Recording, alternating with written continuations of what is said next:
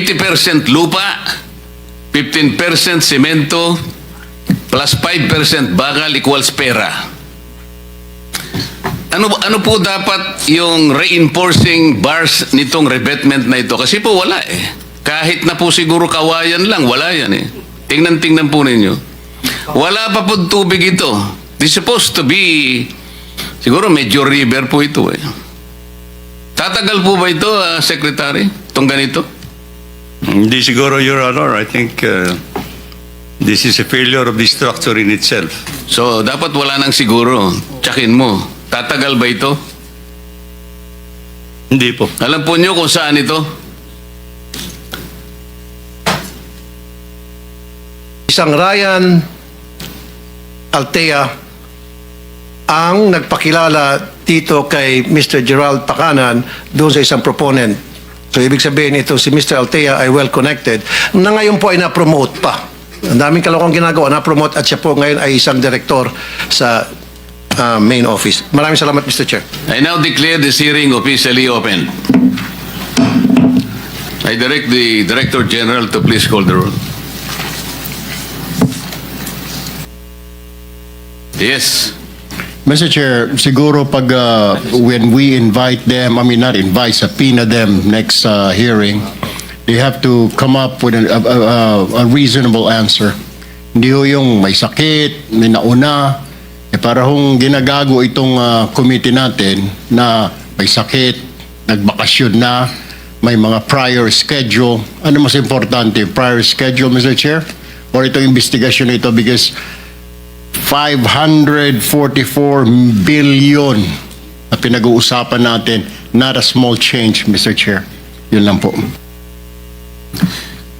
Manifestation is noted. May I remind the representatives of private lawyers of our resource persons present here today, pwede po kayong relax muna kayo at huwag kayong aalis.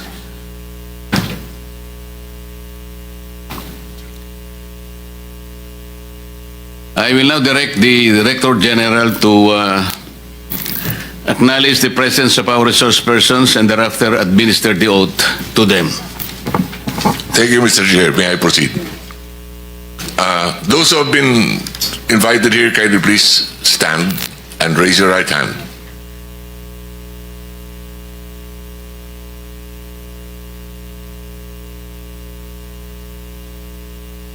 Do you swear or affirm to tell the truth, the whole truth, and nothing but the truth in this proceeding?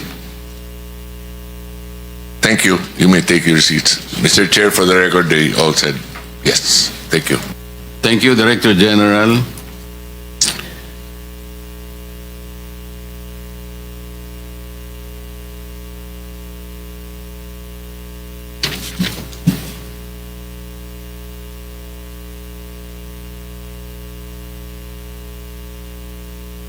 I acknowledge the presence of Senator Gatchalian and Senator Bongo.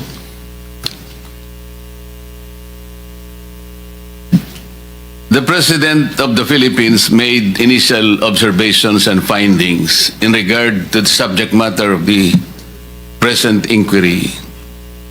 The amount of some 100 billion pesos or 18% of the entire 545 billion budget for flood control projects between July 2022 to May 2025 was awarded to only 15 out of 2,409 accredited contractors in the country.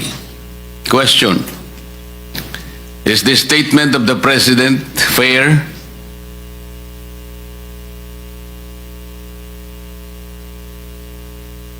Silence means acquiescence.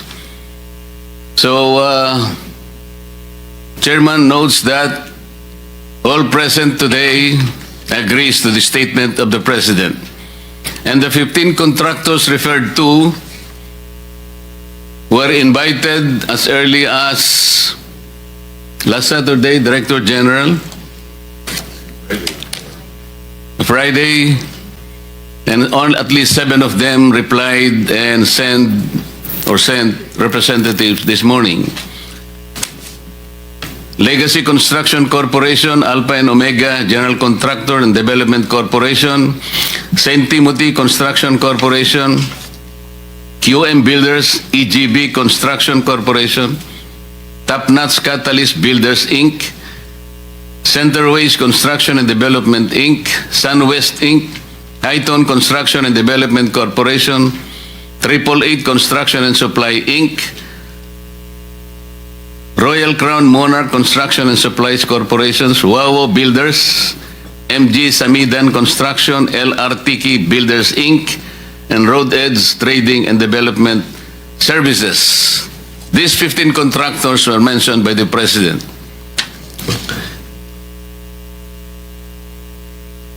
The President also noted that 5 of these 15 contractors have projects in almost all regions nationwide.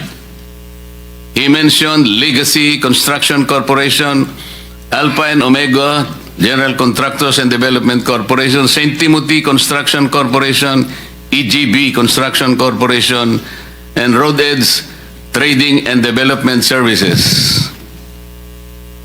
Is the President correct?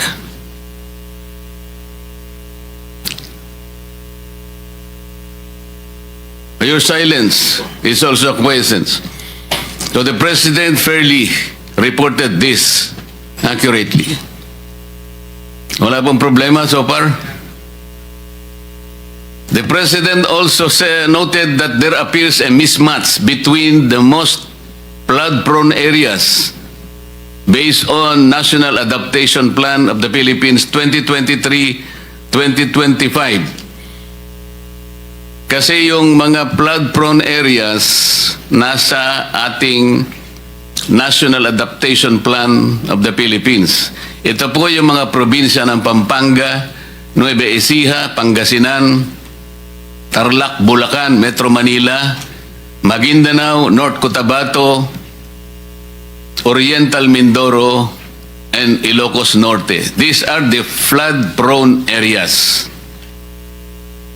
As opposed to the top 10 provinces awarded with the highest number of flood control projects by the DPWH. Bulacan, 668 flood control projects. Cebu, 414. Isabela, 341. Pangasinan, 313. Pampanga, 292. Albay, 273. Leyte, 262. Tarlac, 258. Camarines Sur, 252. Ilocos Norte, 224 flood control projects. This shows that only 4 among those considered flood-prone areas ang nandito pong nabigyan ng kaukulang mga projects. The rest ay wala po sa flood-prone areas. This is the initial observation of the President. Is his observation fair enough to you? Meron po bang gustong kumontra sa observation ng President?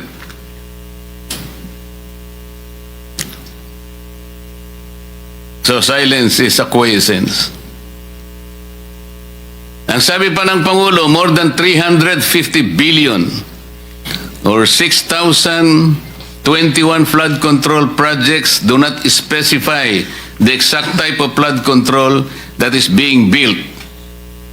Halimbawa po, kung repair works yun, o kaya cut-off channel, o dikes, o drainage structures, flood mitigation structures, retarding basins, revetments, slope protection spur dikes, waterways, or embankments. Walang ganun eh. Sabi niya, hindi mo lang dinidescribe ito eh.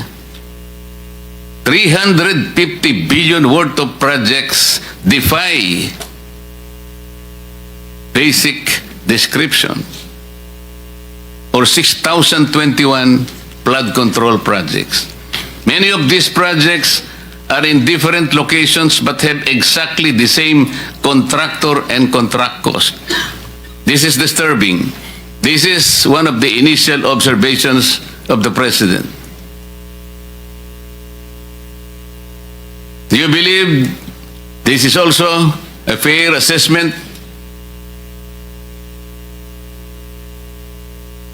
walang kumikibo sa ating mga resource person. I think this is a fair assessment coming from the office of the President.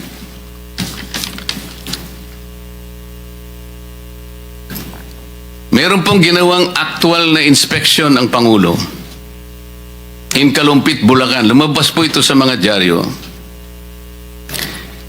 Initial inspection showed the dike appeared to have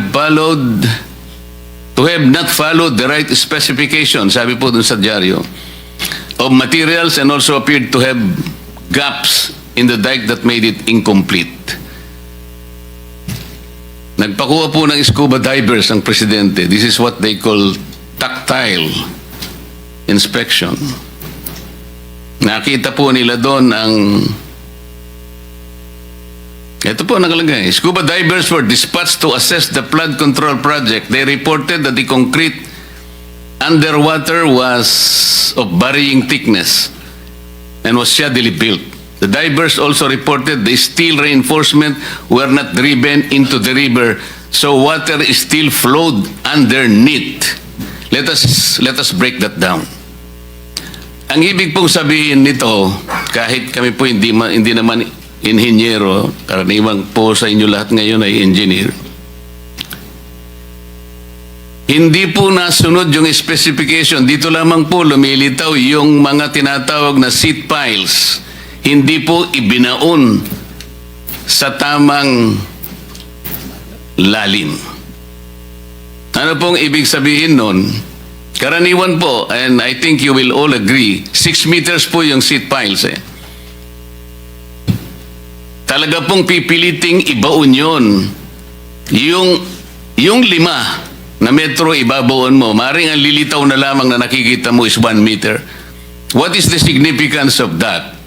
Kasi kinakailangan ma-address mo yung scouring ng river. Pag hindi umabot, ando sa punto na yung cascading waters will be gradually eroding the soil. Ang lalabas nun, nakabitin na yung inyong nakabitin na yung seat piles na kunwari ibinaon nyo ng 5 meters. Ano mangyayari kung nakikita na po yun? Babagsak po talaga yung slope protection na inilagay ninyo. Ito yung kaawa-awang kalagayan nito eh. Nakita pa po yung Upon tactile inspection, the drivers found that the beam was no longer connected to the seat pile support. Yung beam na sinasabi niya, this is the apron. Tama po ba yun? The apron is the basic structure that will hold the seat piles. Kung wala po yung apron na yun, na magkukonect dun sa slope, walang integrity yung project na ito. Babagsak at babagsak ito. Mamaya po meron kaming ipakikita sa inyo kung bakit ganito kalala ang problema ng ating bansa.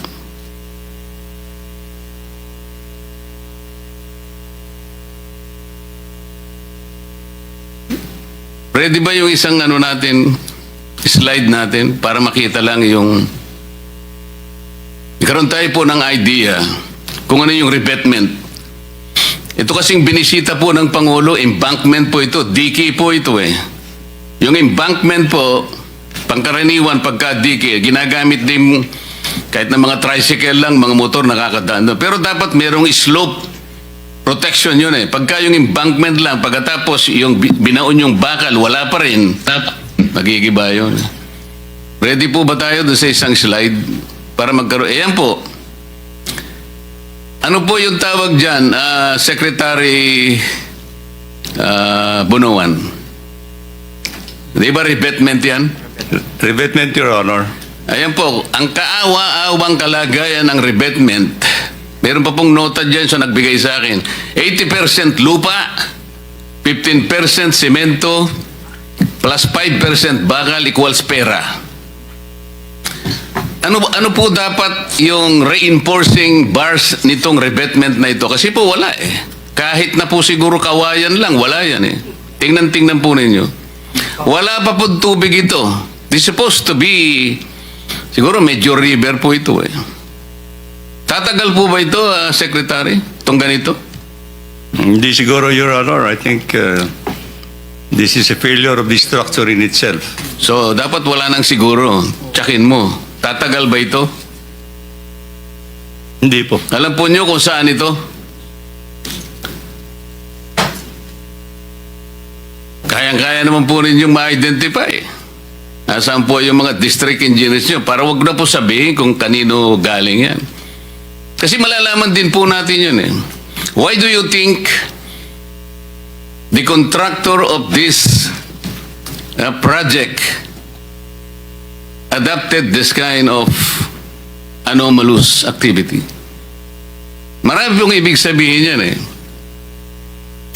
Meron tayong kasabihan, Chair Erwin, the picture paints 1,000 words. Dito po, hindi words, perang nakalagay. 80% lupa plus 15% semento, 5 plus 5% pera, 5% bakal, ano daw, Chairman? Bakal. Oo nga, equals? Pera.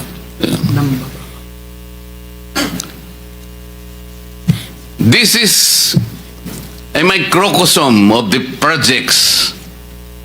I think this completely represents the project na ginagawa po ngayon. Kaya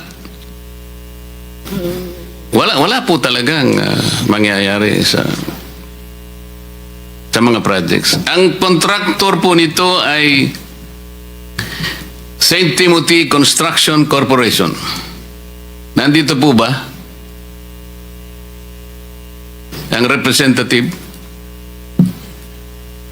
Ang sinasabi ko po yung kalumpit. Hindi ko po sinasabi ito. Ito ano lang po ito. Ibang project po ito. Pinakikita ko lang para magkaroon po ng idea ang mga kababayan natin kung sila'y sumusubaybay sa atin. Pero yung sinasabi natin sa Kalumpit, Bulacan kanina, ang contractor po, ito yung embankment is St. Timothy Construction Corporation. Meron po bang representative ngayon?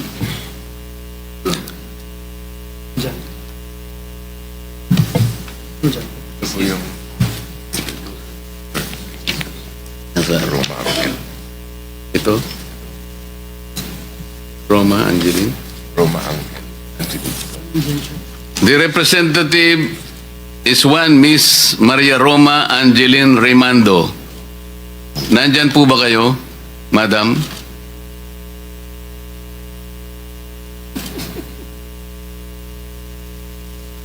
Nawala po kayo? Kanina po... Lizard. wala. Letter. Wala pala sila.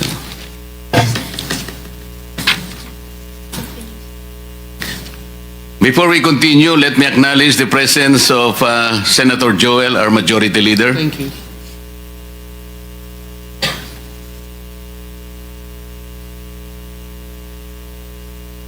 Before I continue, some of my colleagues would like to make short opening statements, no longer than 2 minutes.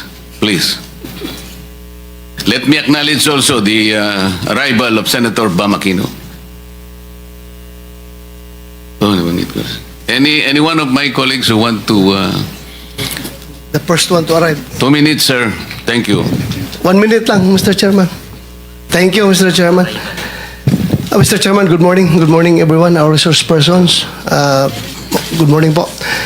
I just would like to quote the very famous impression made by our majority leader, Senator Joel Villanueva, that according to him, na kung itong ating flood control funds, no, pondo na dedicated to flood control, divided by the number of days in 1 year, which is 365 days, it will amount to 1 billion pesos per day government expenditure dedicated to flood control projects only. So, sa ordinaryong tao, pag ito'y kanilang narinig, talagang lalong-lalo na, including me, At lalong-lalo na yung mga taong kasalukuyang nabibiktima sa mga baha. Iniisip nila na sana yung 1 billion a day na yan, binigay na lang yan sa amin at kami na ang gumagawa ng flood control dito sa aming lugar para ma-mitigate yung sitwasyon na ito. But anyway, we are not entirely blaming everything to the projects. Meron tayong we have a plethora of reasons bakit nangyayari ito. Meron tayong climate change, meron tayong sinasabing yung reclamation and other reasons.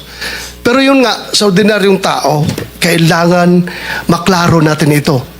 Kaya ako, personally, for myself, and I hope the chairman and the rest of the members of this committee would share with me in my quest na sana during this hearing, ma-establish talaga natin ito for the benefit of our people na nanonood ngayon.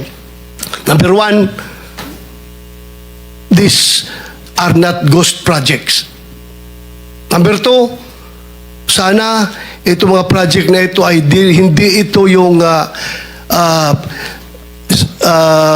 quasi-physical and quasi-spiritual. Meaning yung project na sinimulan lang pakilang tao, then afterwards, pinabayaan, wala nang nangyari.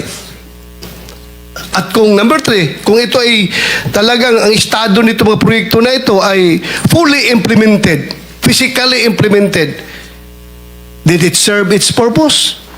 Bakit patuloy pa rin yung baha? So, yun po mga Mr. Chairman, ang gusto nating malaman today, and I hope I hope that all our resource persons would cooperate 100% in this Senate investigation, because itong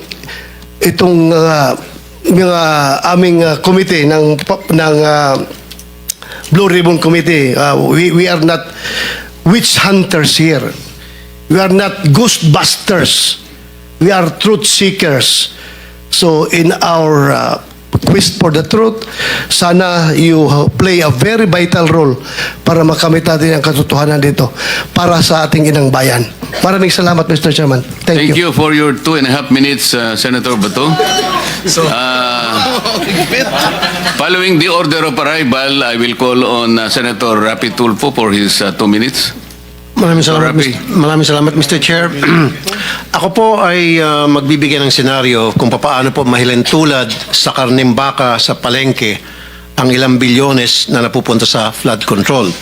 At kung paano po ito kinakatay, china-chop-chop, at niluluto. Nagsisimula po yan sa isang proponent na kung saan ay kakatay po siya ng, say, 20 billion pesos mula sa NEP, BICAM, and ang program appropriation. Now, itong proponent na ito ay dadalhin niya ang 20 billion na nakatay niya doon sa mga nabanggit ko, NEP, BICAM, ang program sa Region 4B. Na kung saan ang regional director doon ay isang nagangalan Mr. Gerald Pakanan, excuse me. Now, yung 10 billion, si proponent na ang gagawa ng project dahil meron naman siyang kumpanya na nagkukontrata. So, ibig sabihin siya po isang contractor. So, hindi na po natin malaman kung magkano eksakto ang kanyang kikitain doon sa 10 billion. Pero, ang estimate po, abot ng 60%, kita niya, 40% na lang mapupunta sa project. Ano mangyayari po doon sa 10 billion na titira? Siyempre, kukunin po yun ni Mr. Pakanan. At yung 5 billion, si Mr. Pakanan na po ang gagawa ng project dahil meron din po siyang sariling kumpanya na nangungontrata. And of course, doon sa 5 billion niya, magbibigay siya ng 28% SOP sa proponent. Now, anong mangyari doon sa 5 billion na natitira na? Yun po ay ibibigay ni Mr. Pakanan sa kanyang mga kaibigang kontraktor. And of course, again, si proponent kikita po ng 28%. Si Mr. Pakanan kikita ng 18%. Yung mga kontraktor, of course, kikita din yun 30%. Alisin po natin dyan yung 7% para sa tax sa BIR o VAT. At meron pa pong 3.5% para sa tinatawag na EAO, Engineering and Administrative Overhead. Kasama po dyan bids awards committee at kung ano pa. So 3.5%. I-add nyo po yan total, 86.5%. Magkano lang po napupunta sa project? 13.5%. Ganun po yung kalokohang nangyayari dyan sa Region 4B. Now, kunti na lang Mr. Chairman. 40% ang ibinabayad agad sa mga contractor at kay proponent kahit hindi pa po tapos ang project o kahit hindi pa gawa ang project at gagawa po sila ng mga fake accomplishment report, dinodoktor. Yan po yung example lamang kung paano po binabalasubas ang pera para sa flood control na dapat po ay imbestigahan ng committee ito sa susunod po ng mga hearing. By the way, isang Ryan Altea ang nagpakilala dito kay Mr. Gerald Pacanan doon sa isang proponent. So, ibig sabihin ito, si Mr. Altea ay well connected na ngayon po ay na-promote pa. Ang daming kalokong ginagawa, na-promote at siya po ngayon ay isang direktor sa main office. Maraming salamat, Mr. Chair. Thank you, Senator Tulfo. For the record, that's 3 minutes. Oh, Before I continue, let me acknowledge the arrival of our Senate President Pro Tempore, Jingo Estrada.